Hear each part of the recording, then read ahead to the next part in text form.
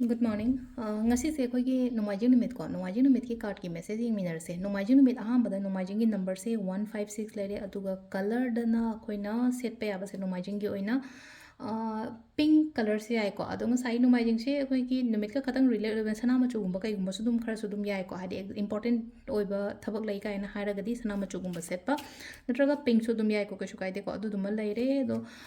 aduga nomajing numit ta khoina hapa ya ba se chak thong matam dhari kai no sum hapa na ko chini ngam se maming yo ne kitang happy ko adu dum laire ko ado nutigi yeng bodu maina card hum khatang so serage card number 1 card number 2 and card number 3 ko aduga akhoi gi afaba timing sa pe yeng ase ko ngasi gi oina hadi keno nomajing numit se thaba inkhang chathok da baga laira gadi sigi pungbam se yenga kholaga dumaina thopo ko ado card number 1 khan bangai yenga se ko hadi first card khan bangai gi oina kari message no lai se ado first card khan bangai gi oina silai se ko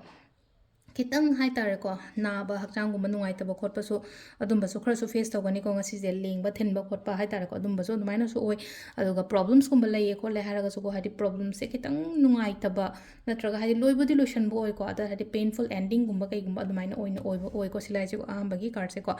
number 1 khan ba ngai yo ne hadi ko number 1 se kitang khara hai tare hakchang gum nuai ta ba kitang hadi problems kum ba le ram ga so lotion gi ba chat ki ba oi na dumaina khan bi ro ko sisna koi number 1 le ko number 2 ko number 2 gi na se lai se mi punba khotpa koiba khotpa langba imanabi punba khotpa domai taro la ko season 3 se 3 of cups se akoina celebrations kumba to boto haidi birthday celebrations oidora natraga thaba ingkhangi celebrations oidora kaino ma ina tawur matamda ai mai paktana natraga hai tare ko positivity ama kari ama celebrate to boto adumaina so oina oi ko sisina koigi number 2 khan bangai yon lere ko number 3 ko number 3 gi sene family kari kra yam phajana lemina ba oina oi ko ngasi se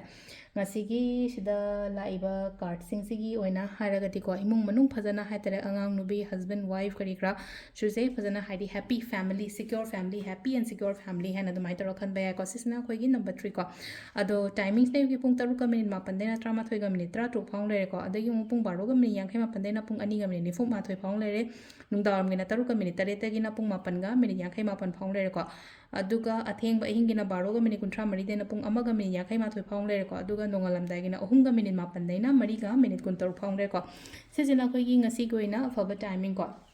Sunday ko Sunday se ko sum kai kai to ba ya ga da ye ko ka da ge kai na hara ga di ko Sunday se yum da su lai ba oina oi ko du na akoina Sunday gum ba se ising gum ba kat pa se numit ta ising gum ba kat pi ko ising kat pa hara ga di kamai no hai ka jang sa ising kat pa nga sai hai di ai gi khuzai do mana dak long thang do tham ba na ta ba hai ba oina oi ba do hai ta ra kitang wang na thang ga laga ising se hai di numit ta kai do offer to pi ba hai especially Sunday pok mi gum ba kai gum ba oi ra ga di ko hai sung joi su na to bi ko adu gi part tu ma ado sida lai re khoi gi ngasi gi oina no ma jini mit ki card message ko ma'am thank you